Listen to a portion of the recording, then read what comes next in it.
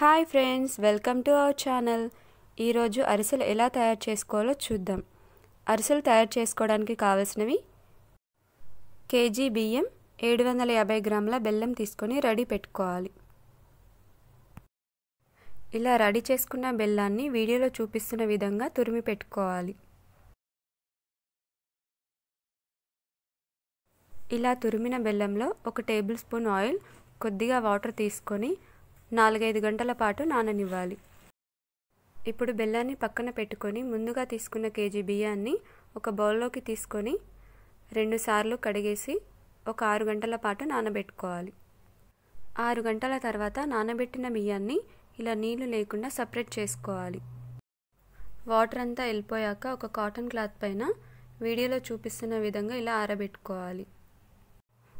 మధ్య మధ్యలో ఇలా తడి ఆరిందో లేదో చూస్తూ ఇలా తడి ఆరిపోయాక దీన్ని గ్రైండ్ చేసుకోవాలి. ఇప్పుడు ముందుగా నానబెట్టిన బెల్లంని తీసుకొని స్టవ్ వెలిగించి మీడియం ఫ్లేమ్లో బెల్లంని కలుపుతూ ఉండాలి. తీగపాకం వచ్చే వరకు కలుపుతూ ఉండాలి.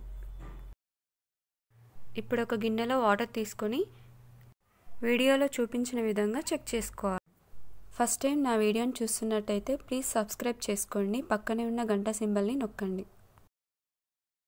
ఇలా మీరు నాకు ఇచ్చే చిన్న సపోర్ట్ వల్ల మరిన్ని వీడియోలు చేయడానికి ఉపయోగపడుతుంది.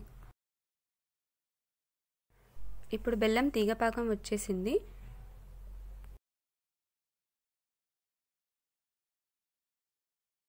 ఈ పాకంలో ముందుగా గ్రైండ్ చేసుకున్న పిండిని ఇలా మెల్లగా వేస్తూ కలుపుతూ ఉండాలి. పిండిని ఒకేసారి వేయకూడదు. పిండిని కొంచెం కొంచెంగా తీసుకొని ఇలా వీడియోలో చూపించిన విధంగా కలుపుతూ ఉండాలి. ఇప్పుడు స్టవ్ ఆన్ చేసి కడాయి పెట్టి అరిసెలకు సరిపడా ఆయిల్ పోసి వీడియోలో చూపిస్తున్న విధంగా ఇలా చిన్న చిన్నగా అరిసెలను చేసుకోవాలి.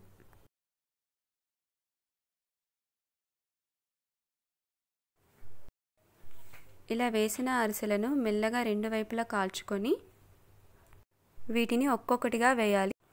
ఇప్పుడు లైట్ గోల్డెన్ కలర్లోకి వచ్చాక అరిసెను పైకి తీసి చిల్లుల గంట సహాయంతో దాన్ని ప్రెస్ చేయాలి.